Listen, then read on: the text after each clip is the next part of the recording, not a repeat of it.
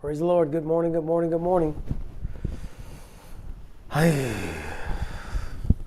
Lord is good. I'm Bishop Eric Kincaid Clark. Welcome to your daily bread. Yeah, Lisa, I took off the intro. Thank you for tuning in for the Daily Bread with Bishop Eric Kincaid Clark. Remember to like.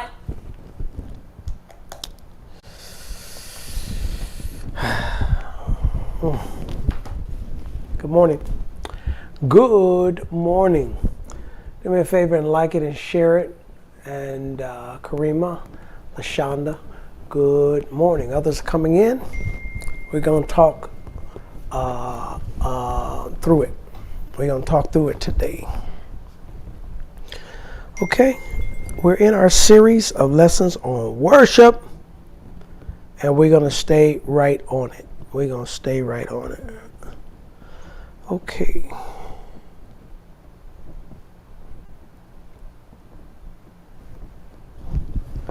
Okay, how y'all doing this morning? It's really nice. It's Wednesday, middle of the week, and we're looking forward to our Bible study tonight at 7 o'clock. Make sure you are tuned in so you can get the good word of God, all right? Make sure you're tuned in. Good morning, Betty. Good morning. Minister Andre, Alex, others are on. They're coming in. Good.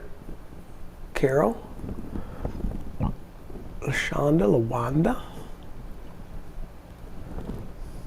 Okay. We started Sunday talking about worship. Introducing this theme. We're going to continue today and tonight as we will for the next couple of weeks because it's a vast subject matter. And I'm not going to run through it. I'm going to talk through it. And yesterday the conversation got interesting. I want to pick up there. I left a pin in Deuteronomy chapter 6. I want to pick up there and talk through it. Sunday, our lesson, worship. We've been created to worship. We took a look at the church. Even the church has been created to worship God. We took a look at the ideal of the purpose of the church. What is the church's purpose? It is partly to preach. It is partly to serve. It is partly to be in the process of winning souls. But ultimately, we're created to worship. And when I say worship, we must expand that definition of worship. We must see it bigger than lifting hands and singing songs and even bowing or kneeling. Worship is obedience. So we took a look at 1 Samuel there. And 1 Samuel reminded us that obedience is better than sacrifice. Yeah. 1 Samuel 15. I thought it was 13. 1 Samuel 15:22. Obedience is better than sacrifice. That God is desirous for us to obey Him rather than to bring an offering. Bring an offering is always, I'm telling you, every time I look up worship, offerings are involved. There is an offering of something. There is an offering. Worship involved giving all the time, all the time. But what trumps the actual giving is the actual obedience. Even when we took a look at Genesis 22, 1 through 5, how God spoke to Abraham. Say, Abraham, take your son, take him up to the place I'll show you, and offer him. So the offering is involved. But what was big in the text is his obedience. He says, me and the lad, we go yonder to worship. We're going to go up the mountain and we're going to worship. And that worship was viewed as obedience. It is Abraham's obedience to God was offered as his worship. We know the Lord intervened. It was a test. The Lord intervened and his son is not sacrificed, but Abraham's willingness to obey God was his worship.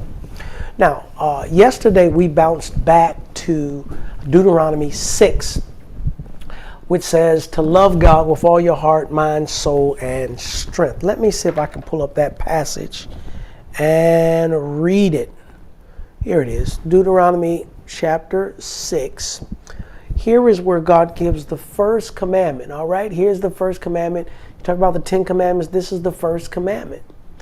Even in the New Testament, when they ask Jesus, what is the greatest commandment? He responds by saying that we should love God But let's take a look at it in the way it was presented.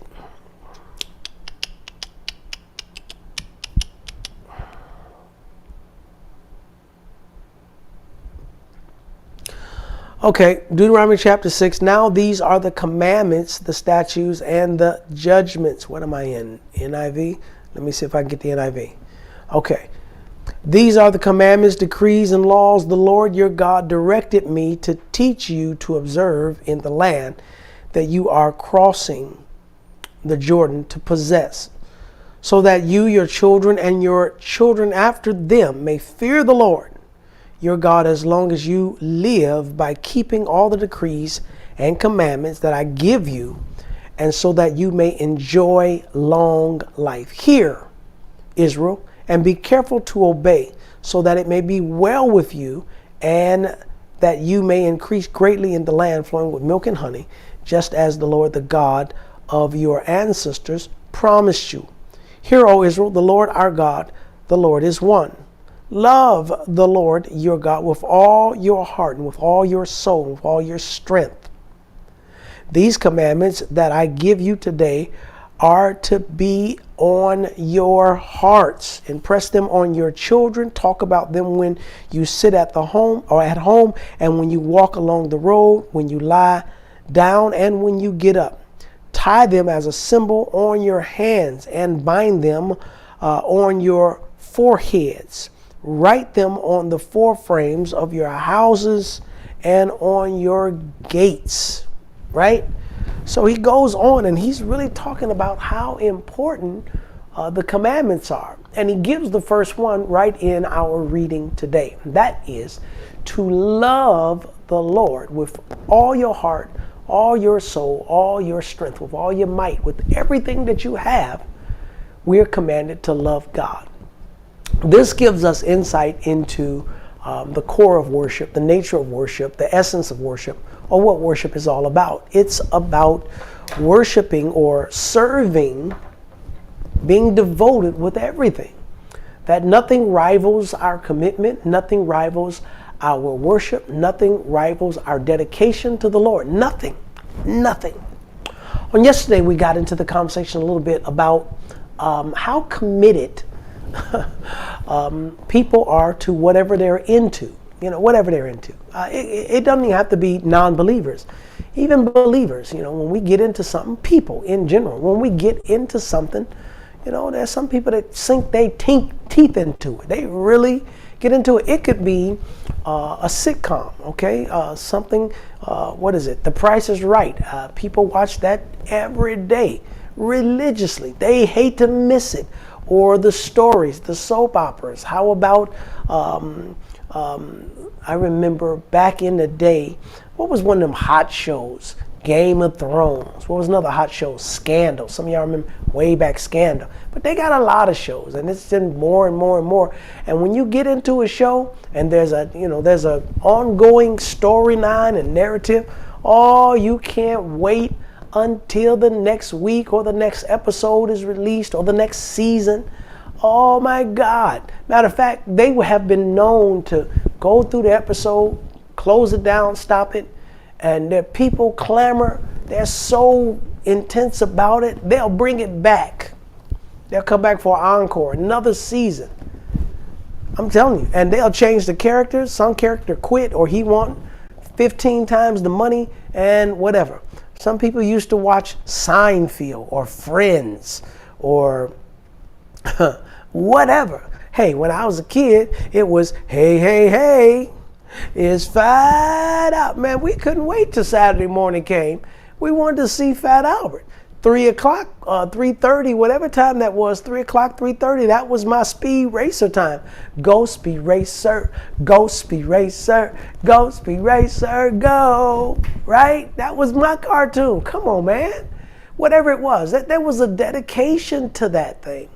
And that television entertainment, even the sports, you get into the sports. Nowadays, it's so, oh my God, man, all day it's 24-hour sports channels. They got 100 channels that's just sports all day. They're going to talk basketball all day. Is LeBron the greatest? Is Michael Jordan the greatest? All day. And if you get into one of those shows, man, it's just all encompassing. Now they got it so if this is your show, once the show go off, you can follow stuff online. You could follow, they tweeting, their Instagram. You could follow the characters. You could read the backstory. I mean, they have stuff set up in such a way you can get so deep into this stuff. It's amazing. Now, when you compare that to our worship of the living God, I mean, the truth is, we ought to be ashamed of ourselves. That's the truth. I mean, am I out here by myself, or are there others that would agree? You got people that get involved in the car, right? They're in the cars. They go to every car show. They'll spend a lot of money on their car. They'll wash it, they'll wax it, they'll get it fixed, and for no apparent reason, they'll redo the whole car. It's time to redo it. I want to repaint it. I want to take down the motor and put a whole new motor in the thing. I mean, it's insane. It's amazing. Again, going to a musical concert, or somebody is a fan of they're this person's fan. They got all of their music. They know all the song or words to the lyrics of the songs. It's amazing. It's amazing, and they follow everything, Instagram and all their posts, wherever they are. They're just into it, man. It is amazing. It is amazing. And when you compare it, and I referenced the other night when I was going to the church, 3 o'clock in the morning, all these people, 1,000 people going down to the juke joint, and to be there all night, spending their money and getting drunk and whatever. Again, the commitment that I see believers have to God and to worshiping God, it pales. We don't have that kind of commitment. As a matter of fact, I have been criticized for calling people to a fast, calling people to give, calling people to be in attendance at a service. Bishop, our services are too long. We're preaching too long. I'm telling you. And this is for the living God. And so, really, and then when you talk about the whole idea of giving, offering to the Lord, 1,000, 5,000. Yesterday we talked about going to Vegas. Some of y'all said 5,000, 3,000, whatever the case may be. I agree with that. I just don't want to have those things in front of God. The Lord should be first. But when we look in the world, and now bling is the thing, right? Gold chains, the diamonds.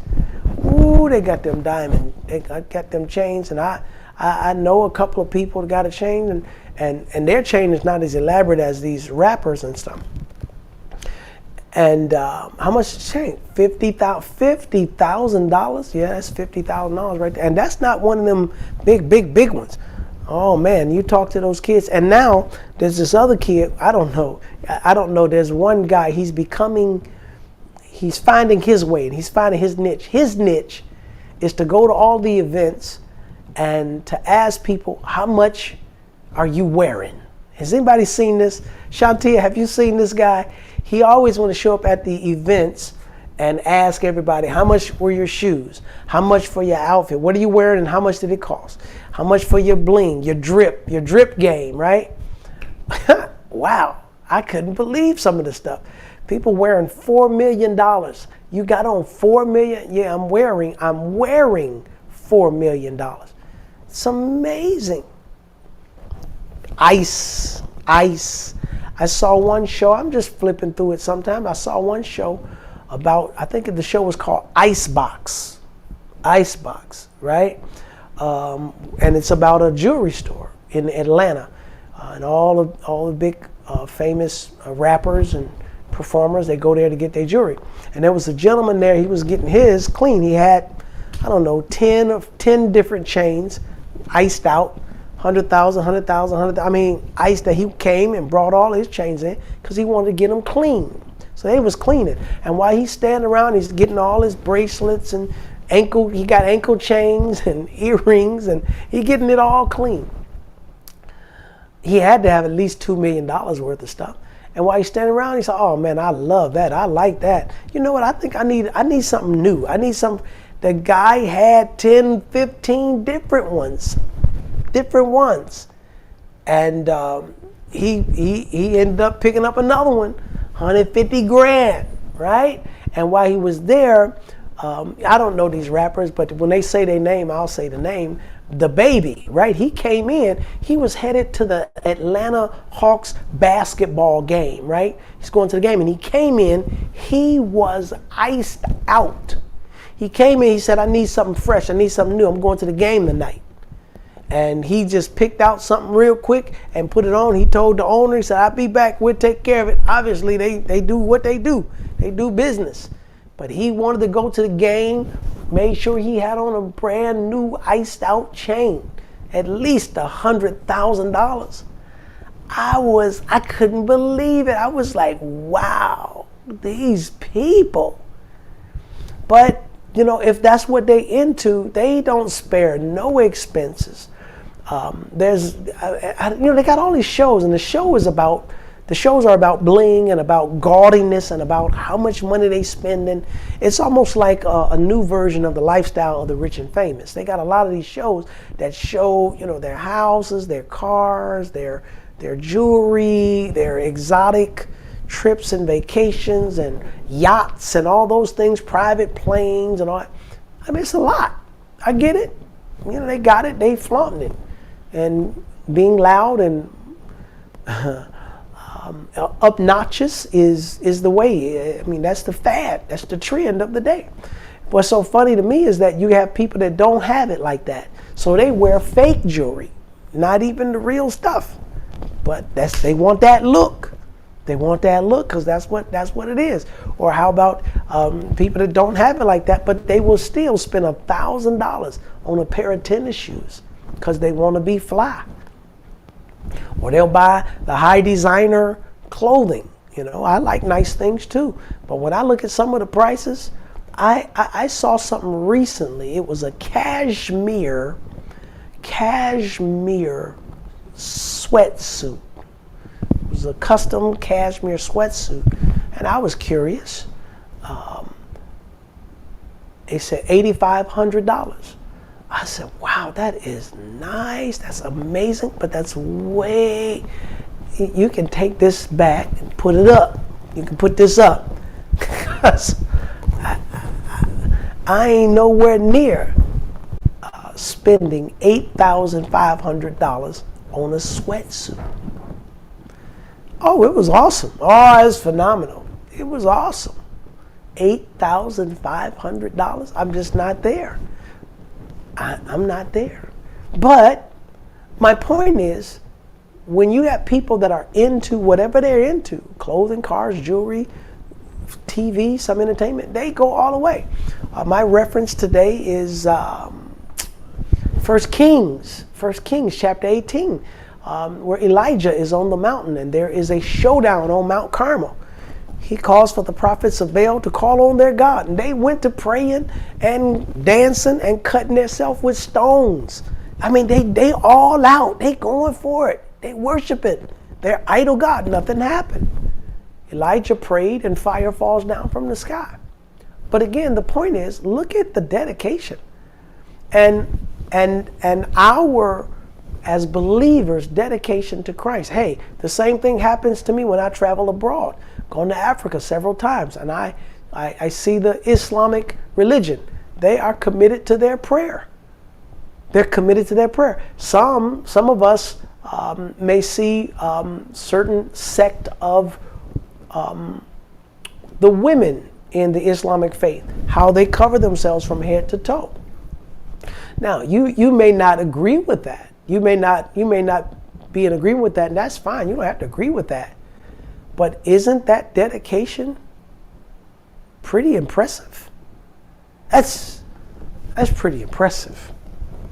I I don't agree with women that are not allowed to read or not allowed to learn. Thank God that there are a lot of religious reformations. They're changing and they're evolving. I'm glad for that. But I just want to make note of the kind of commitment they have to their religion, to their faith. Wow. Even the Jehovah's Witnesses. No, Bishop. Yeah. They put Christians to shame. We can't get folk to come to church. Come to church. I never will forget, I was in Pittsburgh. I was preaching, and they were having a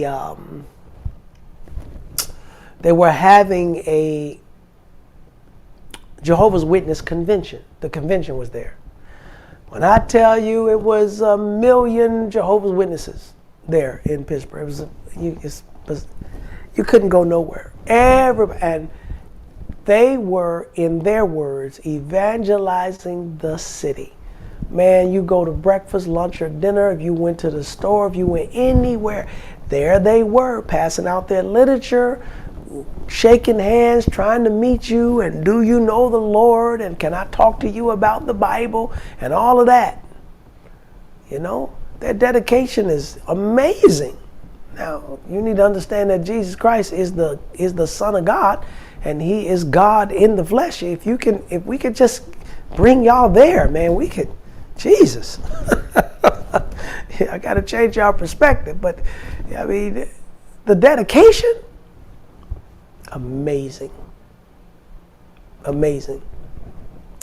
As a matter of fact, you'll see the Jehovah's Witness building. Do you know it's like 5 or 6 congregations that use the same building? You can't get Christians to do that. Share a building? Like, I don't have my own church building. Now, you know, we got some that need a place to worship, so we'll rent them the space. But a shared ownership?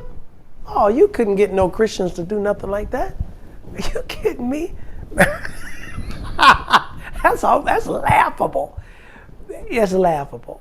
I mean, and I could really go on and on and on about our faith, that when we talk about worship, sometimes we definitely need all of that redefined. We need to hit the reset button and go again about worship, because God should be first. Okay, seek ye first the kingdom of heaven and His righteousness, and all these other things will be added unto you. That our commitment to God should be primary. Nothing should rival our commitment to the Lord. Your leaders, Christian leaders, should be true, pure, and authentic, never manipulating and taking advantage of the Lord's people. I have been in Christian settings that have been manipulative, that have been in some ways taking advantage of people. I do not endorse it, or certainly it's not my practice. But it is amazing that it seems like when there is dogmatic leadership, overbearing leadership, controlling leadership, people respond. People respond to a dictator. People respond to fear tactics. Why is that? Why don't people respond to love? You know, have you ever thought about your kids, right? Right? You cook, you clean, you provide for them, you give them everything. You love them. You take them here and there. You love your kids. And, you know, here's a kid is whatever. They're doing something they shouldn't be doing. Say, sit down. Okay? And you want them to respond to your authority and your love. Sit down. They don't. They keep on going. So you change the tone. You better sit down. And they try to sit down for a minute, but they get up and they still be going. And what you say is, oh, you don't understand when I talk to you like you got some sense. And so the mother or the father will say, sit your blankety blank down, son of bank to the bank. I'll come down there and beat your blankety blank.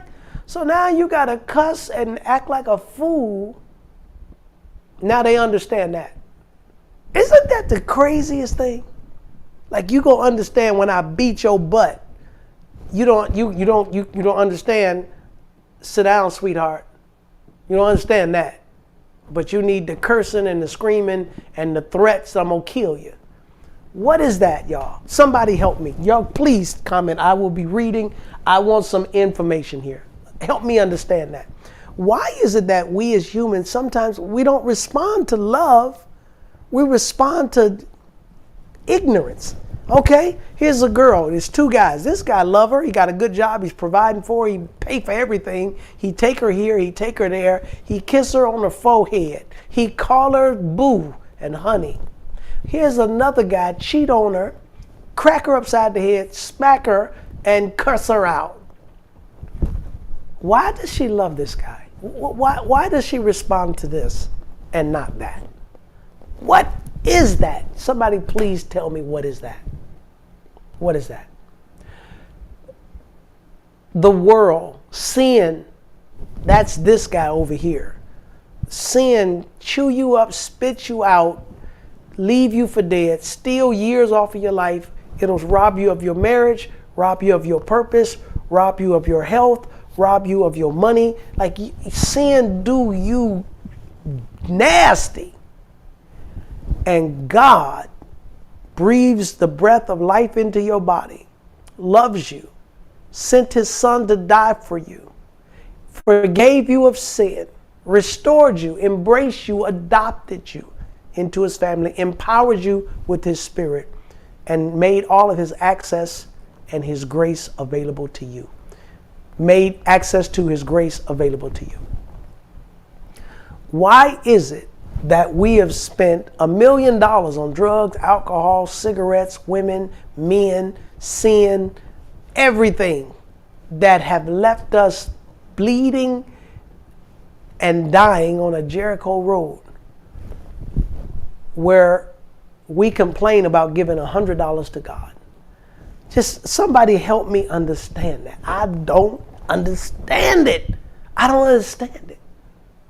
You know, I've been in ministry all of my adult life, and people have come to the Lord, and I cannot tell you how many testimonies I've heard when they come to the Lord. They say, oh, I used to have hundreds of thousands. I used to spend millions. I was out in them streets. I had all that money. I was blowing money on women, on drugs, on alcohol. I was flying. I was doing this. I was buying. It was nothing for me to go out and spend $5,000, $10,000. Okay, can you sow $100 to the church? I ain't got it. No, I ain't got it now. I have heard that story a zillion times. Zillion times. How much money?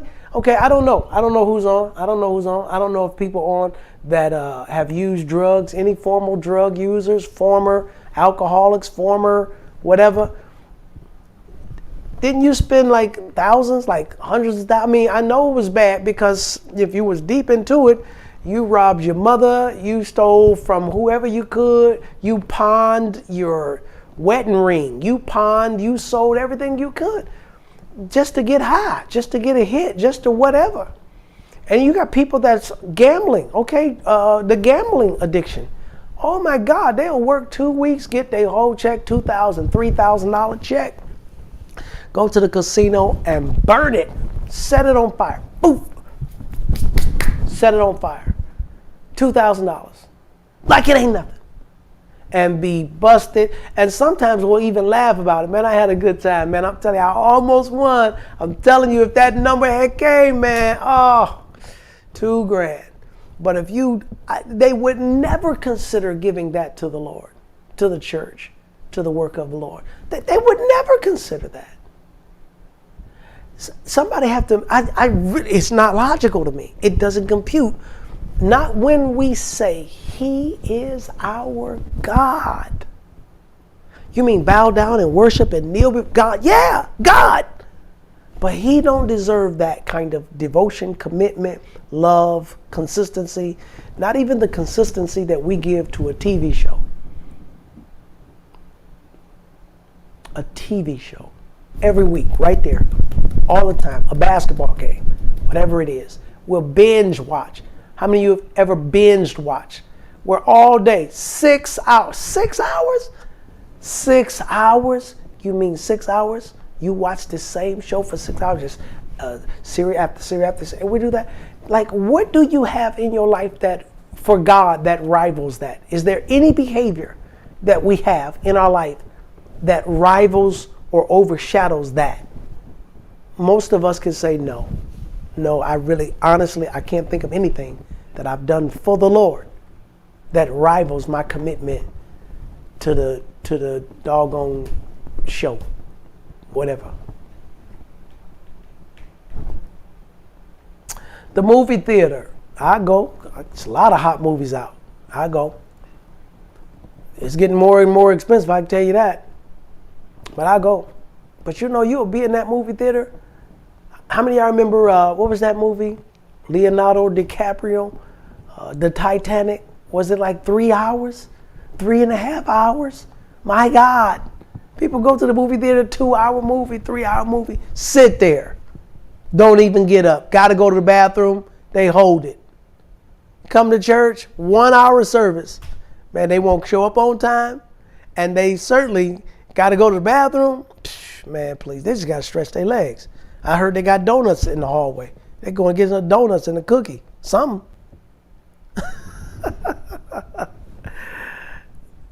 We just got to redefine worship. We got to look at it different. All right, my time is up. My time is up. I got a powerful lesson for you all tonight. Make sure you join in tonight at 7 o'clock. We really want to reevaluate and redefine the whole ideal of worship so we could make sure that the Lord is first in our lives. All right? Navigate on your screen and release your support. I'm calling for that $22